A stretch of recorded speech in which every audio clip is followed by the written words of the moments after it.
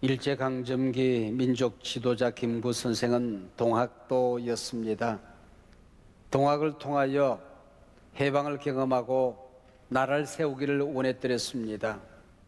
그러다가 그는 불교에 귀의하여 불교도로서 또 신앙생활을 합니다. 역시 불교가 나라를 세워주지 않을까 하는 생각을 하게 되었지요. 그러나 그는 결국 크리스찬이 되고 기독교인이 되었습니다.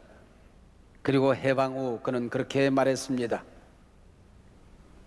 경찰서 10개를 세우는 것보다 교회 하나를 세우는 것이 훨씬 더 낫다, 유익하다, 바람직하다라고 말했습니다. 도시 설계를 하는 로버트 모지스라고 하는 분이 계십니다. 이분이 뉴욕시를 설계하신 분이십니다. 근데 뉴욕시 가장 중심에 센트럴 파크, 자그마치 100만 평도 더 되는 어마어마한 공원을 설계했습니다. 많은 사람들이 반대를 합니다. 이 어마어마한 땅에 고층 건물을 세울 수 있다고 한다면 그 부가가치가 얼마나 될 것이냐. 모지스는 그렇게 대답을 합니다. 이 어마어마한 도시에 이만한 공원이 없다고 한다면 훗날 이보다 더 큰 정신병동을 세워야 할 것이다. 한결같이 영적인 가치, 정신적인 가치, 문화적인 가치를 알았던 사람들이지요. 유럽에서 반달족이 전쟁을 치르면서 전쟁만 하는 것이 아니라 유럽의 그 어마어마한 문화적인 가치들을 태우고 약탈하고 박멸했습니다. 이런 무식한 행동을 반달리즘이라 그렇게 이름하지요. 역사가 흘러가다가 우리가 인생을 살다가 눈앞에 코앞에 닥친 문제를 해결하다가 영적인 가치, 정신적인 가치, 문화적인 가치를 잃어버리는 행위들을 일컬어서 반달리즘이라 그렇게 이름을 하지요. 코로나19로 인하여 우리 건강에 관심을 갖는 것 지극히 당연한 일이지만은 이것이 염려가 지나치고 극심하여 신앙적인 가치를, 정신적인 가치를, 교회 유산을, 우리 문화적인 가치를 놓친다고 한다면 그게 바로 어리석은 오늘 우리 시대의 반달리즘이 아닐런지요. 시인 월드워즈는 나는 무지개를 보면 가슴이 뛴다고 말했습니다. 사는 여러분, 교회란 말을 들으면 여러분 가슴이 뛰십니까? 누군가 얘기하다가 한소만 교회라는 말을 들으면 가슴이 뛰십니까? 행여나 우리 가운데에 신앙의 영성 잃어버리고 살지는 않았습니까? 그래서 나를 세우는 40일 캠페인을 우리는 벌이게 되었습니다. 우선 나 자신을 바로 세워야 되겠다 하는 것이요. 우리 가정의 자녀들을 제대로 세워야 할 때라고 하는 것이요. 우리 가족의 믿음을 세워야 할 때, 내가 섬기는 목장과 또 우리에게 맡겨진 직업전선 일터, 그리고 목장 공동체를 세워라 할 때라고 하는 것입니다. 그게 나를 세우는 캠페인이죠. 공교롭게도 발음이 칼날을 세운다, 나를 세운다라는 뜻도 되는 것 같아요. 잃어버린 예배의 임재, 영광, 이 나를 세우는 겁니다. 기도의 능력의 나를 세우는 것입니다.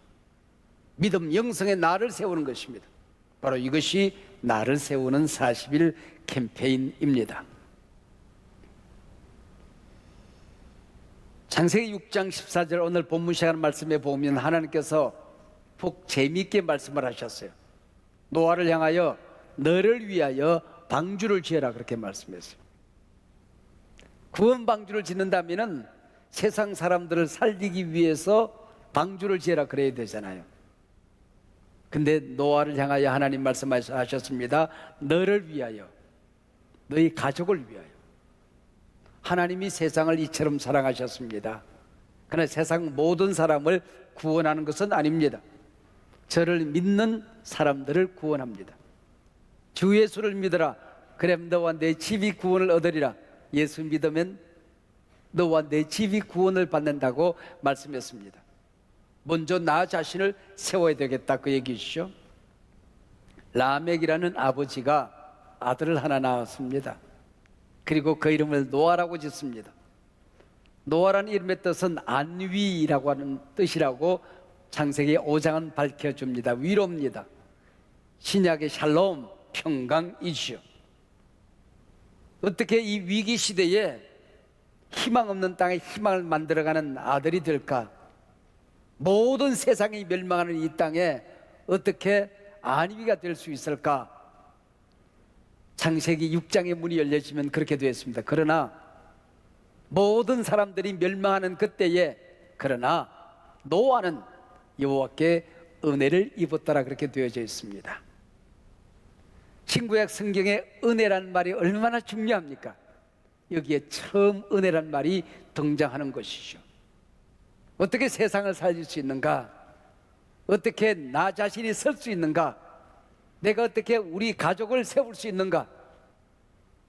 내가 어떻게 영성의 나를 세울 수 있는가? 은혜 받아야 된다는 것이지요. 거길 외에 다른 길이 없다는 것입니다. 은혜가 뭘까요? 여러분, 은혜는 특혜를 말하는 것입니다. 죽어야 하는데 사는 겁니다. 죄밖에 없는데 하나님의 눈에 죄가 안 보이도록 덮어버리는 겁니다. 쓸모없는 사람인데 소중하다, 귀하다 말씀하는 것입니다. 버림받은 자식인데 하나님께서 아들로 삼으시고 너는 내 아들이다 말씀하시는 것입니다.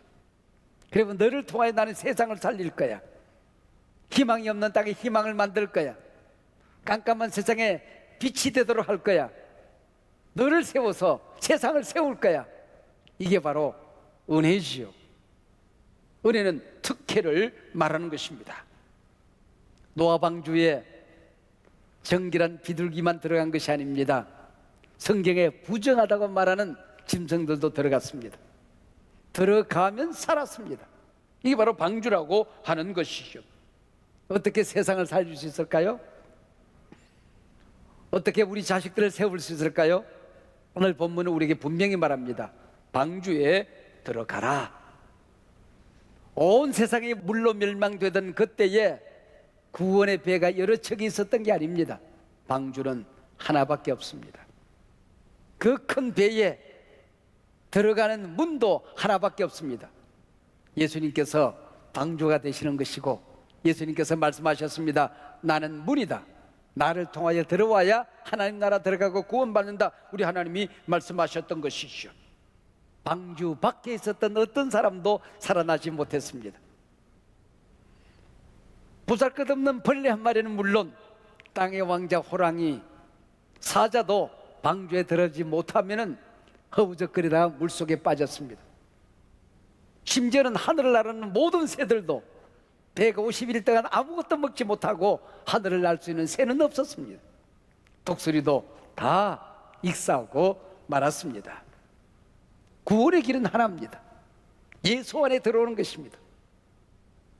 예수님의 초청에 응답하여 나아가는 것입니다. 이게 방주입니다. 이게 문입니다. 다른 이로서는 구원을 얻을 수 없나니 천하인간의 구원을 얻을 만한 다른 이름을 우리에게 주신 일이 없느니라. 내가 곧 길이요 진리요 생명이다. 나로 말미암지 않고는 아버지께로 올 자가 없느니라 말하고 있습니다. 세상에 부한 자들이여, 그대의 재산과 그대의 부를 가지고 천국을 살 수 있었는가? 세상의 과학자들과 지식인들이여, 4차 산업혁명 시대 한 번도 우리가 보지 못한, 상상하지 못한 어마어마한 세상을 그대들이 만들겠지만은 그대들의 지식으로 하나님 나라에 도달할 수 있는가? 높은 자리에 있는 그대들이여, 그대들의 권자가 하늘까지 닿을 수 있는가? 세상에 착하고 의로운 사람들이여, 그들의 선행으로, 공로로 그들의 착한 일을 쌓아서 하늘까지 쌓을 수 있는가? 진정 그대들은 가난한 자가 되어서, 낮은 자가 되어서, 겸손한 자가 되어서 말씀 앞에 귀를 기울이고 하나님 앞에 돌아오는 길 외에 구원의 길은 없느니라. 우리 예수님만이 구원의 방주가 되시고 구원의 문이 되시는 분이신 것이죠. 시대마다 교회에게 주어진 과제가 있습니다. 지금은 안전한 교회입니다. 코비드 19 이 상황이 길 수도 있을 것이고, 아니면 끝날 수도 있고, 끝나도 또 다른 질병들이 창궐할 수도 있는 세상입니다. 우리가 공기를, 자연을 망가뜨리기 때문에 우리가 망가뜨린 그 자연이 우리를 지금 공격하고 있는 것이죠. 인간의 탐욕이 세상을 이렇게 만들고 있는 것이죠. 그 어느 때보다도 안전한 교회, 건강한 교회를 만드는 것이 과제가 되고 있습니다. 좀 죄송스러운 일인데 하나님께서 왜 우리 교회를 이렇게 크고 넓고 많이 주차할 수 있는 공간을 주셨을까? 최근 하나님 앞에 이때를 위함이 아닌가, 우리 교회를 세워서 한국교회를 세우라는 하나님의 사명이 우리 교회에 있는 것 아닌가 하는 생각을 하게 됩니다. 이 안전한 교회 세우는 운동을 저는 샬롬 공동체 건설하기 운동이라고 저는 부르고 싶어요. 우리 한소망교회를 어떻게 하든지 샬롬 공동체로 건설하고 싶은 그런 마음이 있는 거죠. 주님의 심장 속에는 바로 그 교회를 이루어라. 그리고 성도님들을 한 걸음 한 걸음 하나님 가까이 장사한 분량에 이르도록 건강한 교회를 만들어라. 비전의 사닥다리였습니다. 여러분, 첫 번째 비전의 사닥다리가 뭔지 아십니까? 구원하라는 사닥다리입니다. 비전이 있습니다. 우리는 한 영혼을 구할 수 있다고 한다면 어떤 대가라도 지불하겠다는 비전이었습니다. 이것이 우리가 이 땅에 태어난 목적이기 때문에, 교회가 세워진 목적이기 때문에 그렇습니다. 두 번째, 믿음을 정착시키는, 믿음을 강화하는 이 단계가 있습니다. 그 비전이 무엇이었습니까? 한 번 한소망의 가족이 되었으면, 한 번 예수 믿고 구원받았으면 절대로 우리는 세상에 빼앗기지 않는다. 그들이 주님의 제자가 되고 또 다른 리더가 되고 세상을 변화시키는 인물이 되도록 그들을 계속해서 강화시켜 나가겠다. 한 번 구원한 백성을 절대로 세상에 빼앗기지 않겠다. 이게 우리의 비전 아니었습니까? 지금의말로 이 비전을 이루어야 할 때입니다. You can be a leader. 모든 성도들을 이 세상의 한국교회 리더로 만들어가는, 모든 다음 세대 자녀들을 새로운 세상의 리더로 만드는 비전 말입니다. 그리고 한소망의 가족이 된 사람들은 한 명도 빠짐없이 구원받은, 그리고 그들의 가정을 건강하게 세우는 그 비전을 이루어 가라는 주님의 명령이지요. 방주, 우리는 큰 배를 상상합니다. 그러나 사실 히브리어에서 배란 말을 쓰지 않습니다. 그냥 상자, 그렇게 말했어요. 너는 상자를 만들어 그래요. 히브리 원문으로 테바라고 되어 있습니다. 그런 크다는 의미는 전혀 없습니다. 사내아이가 태어나면 전부 다 죽이도록 되어 있었습니다. 모세의 아버지 어머니는 사내아이를 죽일 수가 없었습니다. 그래서 자기 손으로 죽일 수가 없어서 갈대 상자 하나를 만듭니다. 그리고 모세를 거기에 담아서 나일강에 띄어보내다가 공주의 손에 붙들려서 왕자가 되지 않습니까? 어린아이 모세를 태운 갈대 상자가 바로 테바입니다. 재밌지 않습니까? 노아의 방주와 모세의 갈대 상자를 똑같이 성경은 테바라고 그렇게 이름하고 있습니다. 이 테바는 그냥 상자예요. 방향키가 없어요. 나침반이 없어요. 동력잔치가 없습니다. 빨리 갈 것인가 천천히 갈 것인가 스스로 결정할 수 없는 배입니다. 어디에 멈출 것인가 어디로 갈 것인가 전혀 자기가 결정할 수 없는 게 테바라고 하는 것이죠.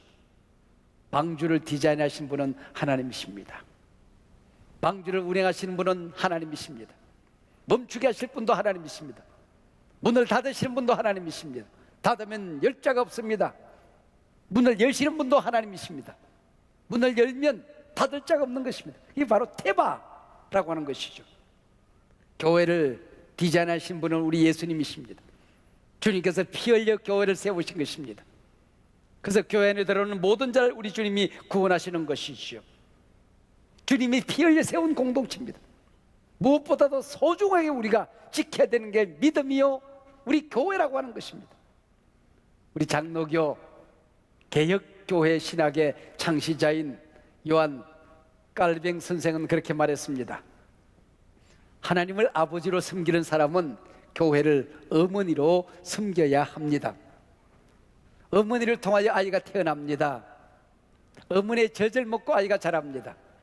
어머니의 품속에서 이 아이가 성장하도록 하나님의 인생을 디자인하셨습니다. 마찬가지입니다.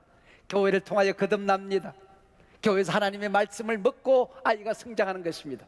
교회 보호 속에서 공동체의 일원이 되어서 우리는 믿음을 이루어가는 것입니다. 구원을 이루어가는 것입니다라고 말한 것입니다. 이게 방주입니다. 방주에는 물 한 방울 들어오지 않았습니다. 파손의 위험이 전혀 없었습니다.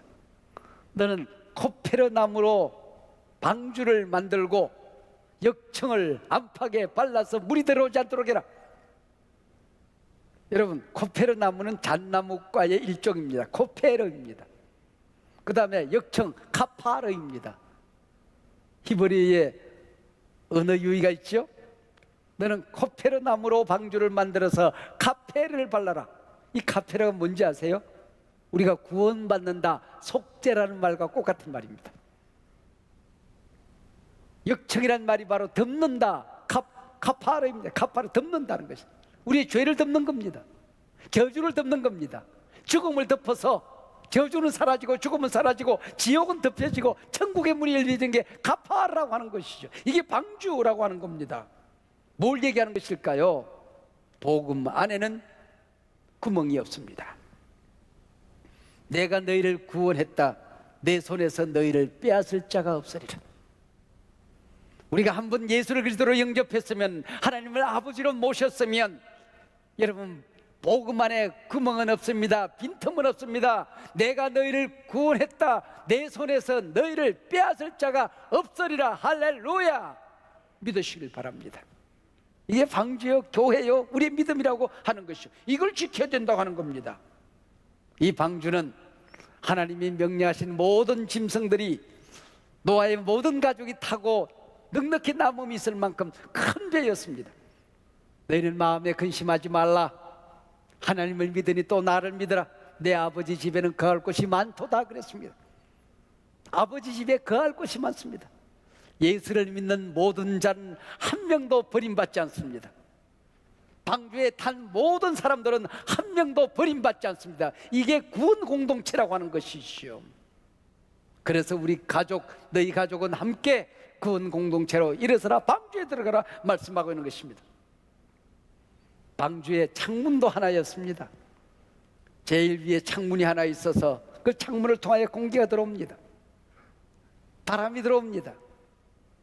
햇빛이 들어옵니다. 이게 창문입니다. 우리가 구원받은 공동체로 교회에 들어오면은 어떻게 우리가 이 어두운 세상에 길을 발견할 수 있을까요? 무엇이 우리를 흔들리지 않는 믿음으로 붙들어 줄 수 있을까요? 하나님의 말씀, 성경은 하나입니다. 우리 인생의 걸음을 인도하는 성령은 한 분이신 것입니다. 이게 방주의 창문이죠. 그래서 오늘 말씀에 방주는 1층, 2층, 3층, 상중하 3층으로 만들라 그랬습니다. 아마 제일 아래층에 있는 동물들은 굉장히 힘들었을 거예요. 배설물이 흘러내렸을 것이고 빛이 들어오지 않고 아마 냄새가 쾌쾌하게 아마 견디기 힘들었을 겁니다. 2층쯤 되면 괜찮았을 거예요.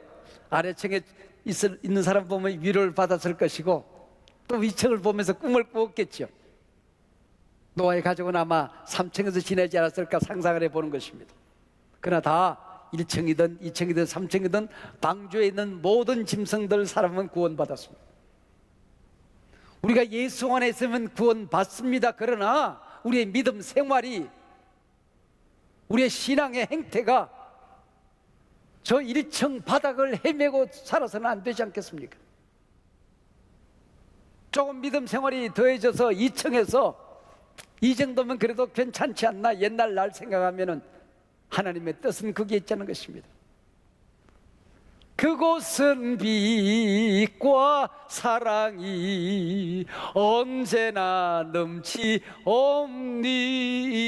우리 3층에서 성령 충만하고 기도의 권세가 넉넉하고 언제나 믿음이 충만하고 하나님과 교통이 충만한 기도하여 날마다 기적을 체험하는 우리는 3층에서 신앙생활 하기를 원하는 것이죠. 그게 안전한 교회 만들기, 샬롬 공동체 건설하는 운동이라고 할 수가 있을 것입니다. 사랑하는 여러분, 교회가 언제 그렇던가요? 여러분, 교회가 여러분 마음에 듭니까? 여러분, 교회에 좋은 일들만 있을까요? 어려운 일들이 얼마나 많이 있습니까? 여러분, 교회가 내 마음에 꼭 드는 교회는 이 지구상에 지상교회 그런 교회 없습니다. 여러분, 이 남자 이 여자 만나면 평생 행복할 것 같았는데 그 남자 그 여자 만나니까 문제없이 평생 살게 되던가요? 한 사람 만나는 것도 힘들어요. 근데 이렇게 많은 공동체가 서로 모여 사는데 모든 사람이 내 마음에 들까요? 그것 때문에 토라져서 교회 생활을 포기해야 되는 것일까요? 교회는 공사 중이에요. 안전하고 가장 완전한 교회는 하나님 나라밖에 없는 것입니다. 교회는 천국이 아니에요. 천국은 죽어야 가는 곳이에요. 교회는 병원이에요. 문제 있는 사람들이 와서 문제를 치료받는 거예요. 마음 아픈 사람들이 와서 마음을 고치면서 살아가는 거예요. 부족한 사람들이 모여서 서로 위로하고 격려하며 살아가는 공동체. 여기는 천국이 아니에요. 너도 나도 환자예요. 이 사람들이 모여서 살기 때문에 언제나 어려움이 있을 수가 있는 것이죠. 더더구나 사회적인 어려움이 있을 때마다 저희도 동일한 어려움을 겪는 겁니다. 이때에 하나님 말씀하십니다. 교회 잘 붙들고 살아야 된다. 믿음 잘 붙들고 살아야 된다. 내 신앙 잘 지켜야 된다. 내 가족 잘 지켜야 된다. 네 사역 잘 붙들어야 된다. 흔들면 안 된다. 이런 위기를 통하여 알곡과 죽정이가 갈라지는 거야. 이럴 때 내가 알곡 이걸 하나님 앞에 보여줘야 돼.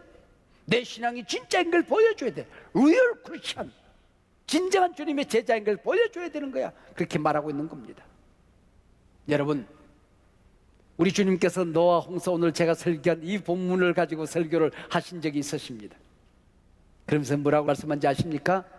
마지막 때가 되면 모든 지구촌이 다 홍수로 멸망하는 모습을 모든 사람이 모든 지역에서 보았던 것처럼 그런 재앙이 올 것이다.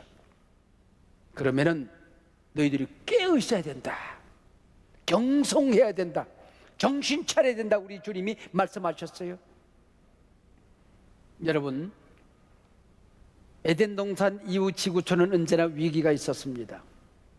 그러나 지난 한 20년 어간에 있었던 지구촌의 이 어마어마한 재앙들을 여러분 다 잊어버리셨겠지만은, 여러분 9.11 사태, 인도의 쓰나미, 일본의 쓰나미, 여러분 중국 서촨성, IT, 이 짤막한 지난 20년 동안에 있었던 어마어마한 유럽의 폭염으로 인하여 수십만 명이 죽습니다. 태풍과 이 토네이도로 얼마나 많은 사람들이 위험한 지경에 이르렀어요. 우리나라도 갑자기 지진이 일어나기 시작했어요. 그동안 없었던 일들입니다. 이 간격이 얼마나 좁혀지고 있습니까? 그러나 이 모든 것들은 다 한 지구촌 한쪽에서 일어난 재앙들이고 위기였습니다. 근데 노아 홍수처럼 지구촌에 사는 모든 사람들이 동시에 위기를 느낀 적은 별로 없었던 것 같아요. 이번에 있었던 코로나19로 인한 코비드-19으로 인한 팬데믹 상황이 아마 전례 없는 위기가 아닐까 생각합니다. 이것으로 인해 두려워하라는 얘기가 아닙니다. 지나치게 염려하라는 얘기가 아닙니다. 정말의 위기감을 가지라는 얘기도 아닙니다. 경성해야 된다는 것입니다. 이럴 때 내 믿음 흔들리면 안 된다. 내 신앙 흔들리면 안 된다. 내 신앙생활 뿌리채 흔들리면 안 된다. 이거 지켜야 된다. 방주에 들어가자. 믿음 붙들자. 예수 붙들자. 기도 열심히 하자. 예배 제대로 드리자. 우리 가족 제대로 세우자. 이때 우리 가족이 무너지면 안 된다. 우리 기업이 무너지면 안 된다. 정신 차리자. 깨어있자. 우리 주님 말씀하신 것입니다. 사랑하는 여러분, 이런 위기 상황 속에서 여러분의 믿음이 더 굳건해지는 우리 한서망교회가 다시 한번 역사가 미천하지만 역사 속에 우뚝 서서 이 시대를 살리는, 여기서 자라는 우리 자녀들이 주님의 세계 경영을 책임지는 인물들로 우리가 세울 수 있도록 샬롬 공동체 건설, 방주로 들어가 세상을 살리고 우리 가족을 살리는 귀한 일들이 위기 때에 더 강력하게 일어나기를 주의 이름으로 축원합니다.